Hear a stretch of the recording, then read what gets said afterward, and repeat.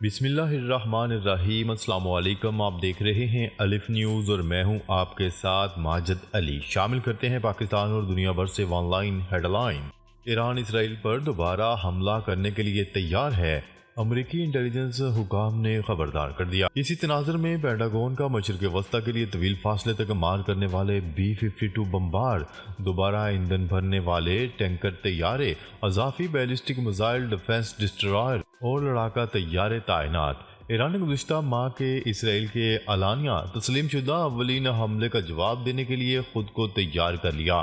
یہ بات حکام اور اس معاملے سے واقف ذرائع نے العربیہ کو بتائی۔ گزشتہ روز ایران کے سپریم لیڈر نے اپنے ملک پر سابقہ اسرائیلی حملوں کا تباہ کن جواب دینے کا عزم ظاہر کیا تھا۔ ہم اسرائیل کو کنٹرول نہیں کر سکیں گے، امریکہ نے بھی ایران کو خبردار کر دیا۔ ایران اپنی سرزمین پر کسی بھی اسرائیلی رد عمل کو روکنے کے لیے عراق سے اسرائیل کو نشانہ بنانا چاہتا ہے۔ نئی رپورٹ سامنے آ گئی۔ امریکی صدر جو بائیڈن کی انتظامیہ نے حالیہ دنوں میں ایران کو اسرائیل پر ایک اور حملہ کرنے کے خلاف خبردار کر دیا۔ امریکہ نے اس بات پر زور دیتے ہوئے خبردار کیا ہے کہ اگر ایران نے تل ابیب پر حملہ کیا تو امریکہ اسرائیل کو نہیں روک سکے گا۔ ایک امریکی اہلکار اور اس معاملے سے واقف ایک سابق اسرائیلی اہلکار کے مطابق امریکہ کو لگ رہا ہے کہ ایران ایک بار پھر اسرائیل پر حملہ ضرور کرے گا۔ تل ابیب میں نیتن یاہو کے خلاف لاکھوں افراد کا مظاہرہ، حماس کے ساتھ معاہدہ کرنے کا مطالبہ۔ عبرانی خبرسا ادارے کی رپورٹ کے مطابق ہزاروں صہیونیوں نے تل ابیب میں وزارت دفاع کی عمارت کے باہر مظاہرہ کیا اور قیدیوں کی رہائی کے لیے حماس کے ساتھ معاہدے کا مطالبہ کیا ہے۔ دوسری طرف باخبر ذرائع نے بتایا ہے کہ نیتن یاہو کو خدشہ ہے کہ اگر قیدیوں کے تبادلے کا معاہدہ ہو جائے تو جلد انتخابات اور تحقیقاتی کمیٹی کا مطالبہ زور پکڑے گا۔ غزہ جنگ بندی مذاکرات کے دوران اسرائیلی فورسز کی بربریت جاری، مزید 84 فلسطینی شہید۔ عرب میڈیا کی رپورٹ کے مطابق اسرائیلی فوجیوں نے غزہ میں 2 رہائشی عمارتوں پر وحشیانہ بمباری کر دی۔ حملے کے نتیجے میں 50 سے زیادہ بچوں سمیت 84 فلسطینی شہید ہو گئے، جبکہ 170 سے زیادہ افراد متاثر ہوئے، جبکہ درجنوں افراد لاپتہ۔ رپورٹ میں بتایا گیا ہے کہ مسلسل بمباری کے دوران علاقے میں سول ڈیفنس کا عملہ، طبی خدمات یا دیگر امدادی سہولیات دستیاب نہیں ہیں۔ اسرائیلی فوج کے وسطی غزہ اور دیگر علاقوں میں گولہ باری اور فائرنگ جاری ہے۔ تائیوان کے قریب چینی عسکری سرگرمیاں۔ چین نے حالیہ برسوں میں تائیوان کے گرد فوجی سرگرمیوں میں اضافہ کیا ہے، کیونکہ بیجنگ حکومت تائپے پر دباؤ ڈال رہی ہے کہ وہ جزیرے پر چینی دعووں کو قبول کرے۔ تائپے حکومت کے مطابق چینی طیارے مقامی وقت کے مطابق صبح 9 بجے کے قریب جزیرے کے قریب دیکھے گئے، جن میں سے 35 نے آبنائے تائیوان کی درمیانی لائن کو عبور کیا، جو چین اور تائیوان کو علیحدہ کرتی ہے۔ وزارت دفاع کے بیان کے مطابق یوں چینی طیارے تائیوانی فضائی حدود میں بھی داخل ہوئے۔ مزاحمت اسرائیل کو سخت جواب دینے والی ہے، پاسداران انقلاب کی دھمکی۔ پچھلے ہفتے کیے گئے اسرائیلی فضائی حملوں کا جواب دینے کی ناگزیر ہونے کی ایرانی دھمکیوں اور یقین دہانیوں کے بعد پاسداران انقلاب نے امریکہ، اس کے اتحادی اسرائیل اور اس کی حمایت کرنے والے مغربی ممالک کو ایک بار پھر خبردار کر دیا۔ پاسداران انقلاب کے کمانڈر میجر جنرل حسین سلامی نے کہا کہ مزاحمتی محاذ اور ایران دشمن کا مقابلہ کرنے اور اسے شکست دینے کے لیے اپنے آپ کو ہر ضروری چیز اور ہر طرح کے اسلحے سے لیس کریں گے۔ ہم اسرائیل کے خلاف سخت رد عمل کے لیے کام کر رہے ہیں۔ مزاحمت کی طرف سے اسرائیل کو سخت جواب دینے کی تیاریاں کی جا رہی ہیں۔ اسرائیلی فوج نے لبنان کا سیاحتی شہر بلبک تباہ کر دیا، تصاویر سامنے آ گئیں۔ اسرائیلی فوج نے لبنان کا مشرقی شہر بلبک فضائی بمباری کر کے تباہ کر دیا، جس کی تباہی کے ہولناک مناظر بھی سامنے آ گئے۔ عرب میڈیا کے مطابق مقامی لوگوں کا کہنا ہے کہ لبنان کا شہر بلبک ایک سیاحتی علاقہ ہے اور یہاں حزب اللہ کی کوئی موجودگی نہیں ہے۔ اسرائیلی فوج کے ان حملوں میں تباہ ہونے والا یہ علاقہ کافی خوشحال اور مشہور سیاحتی مقام ہے جس میں تقریباً 5 لاکھ لوگ آباد ہیں، مگر تازہ مناظر سامنے آنے سے اندازہ ہوتا ہے کہ یہ علاقہ بالکل خالی ہو چکا ہے اور لوگ یہاں سے نقل مکانی کرنے پر مجبور ہو گئے ہیں۔ حزب اللہ کا اسرائیلی فوجی انٹیلیجنس مرکز پر راکٹ حملہ، 11 افراد زخمی۔ مزاحمتی تنظیم حزب اللہ نے تل ابیب کے قریب اسرائیلی انٹیلیجنس مرکز پر متعدد راکٹ داغ دیے۔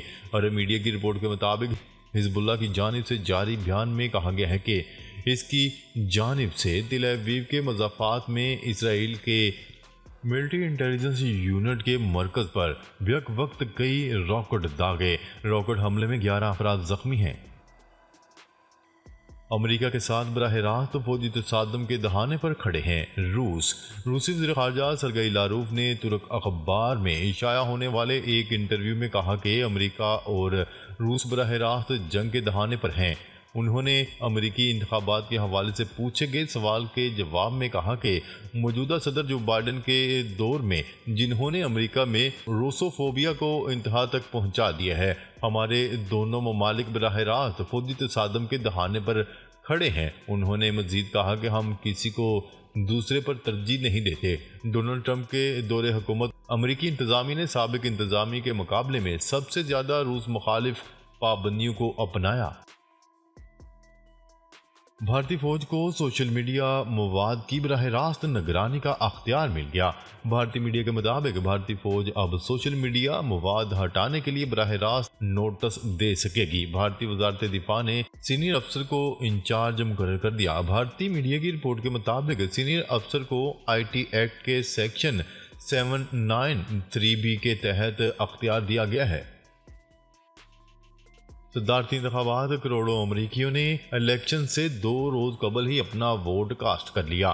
برطانوی نشریاتی ادارے بی بی سی کی رپورٹ کے مطابق امریکہ میں 5 نومبر کو ہونے والے صدارتی انتخابات میں اب تک 7 کروڑ 50 لاکھ سے زیادہ ووٹرز نے قبل از وقت ہی اپنا ووٹ کاسٹ کر دیا۔ رپورٹ کے مطابق یونیورسٹی آف فلوریڈا میں قائم کیے گئے الیکشن لیب کے ڈیٹا کے مطابق 4 کروڑ 10 لاکھ لوگوں نے پولنگ اسٹیشن پر جا کر اپنا ووٹ کاسٹ کیا، جبکہ 3 کروڑ 40 لاکھ لوگوں نے پوسٹل بیلٹ یا ای میل ووٹنگ کے ذریعے اپنا حق دہی استعمال کیا۔ جاپان میں ماؤنٹ فیوجی برف سے محروم 130 سالہ ریکارڈ ٹوٹ گیا۔ دنیا کے مشہور فعال آتش فشاں پہاڑ میں سے ایک اپنے نظارے کے اہم پہلو سے حال ہی میں محروم ہو گیا۔ جاپان کی موسمیاتی ایجنسی کے مطابق جاپانی جزیرے ہونشو پر واقع ایک 12,000 فیٹ اونچی چوٹی ماؤنٹ فیوجی پر جو 130 سال سے برف موجود تھی اور نظارے کا اہم جز تھی، اب وہ کئی دنوں سے موسمیاتی تبدیلی کی وجہ سے ختم ہو چکی ہے۔ چینی شہریوں کی سیکیورٹی کے لیے بم پروف گاڑیاں خریدنے کا فیصلہ۔ حکومت پنجاب نے چینی شہریوں کی سیکیورٹی کے لیے بم پروف گاڑیاں خریدنے کا فیصلہ کر لیا، جس کے لیے 50 کروڑ روپے کی منظوری دے دی گئی۔ تفصیلات کے مطابق پنجاب حکومت نے صوبے میں چینی شہریوں کی سیکیورٹی کے لیے بم پروف گاڑیاں خریدنے کا فیصلہ کیا ہے۔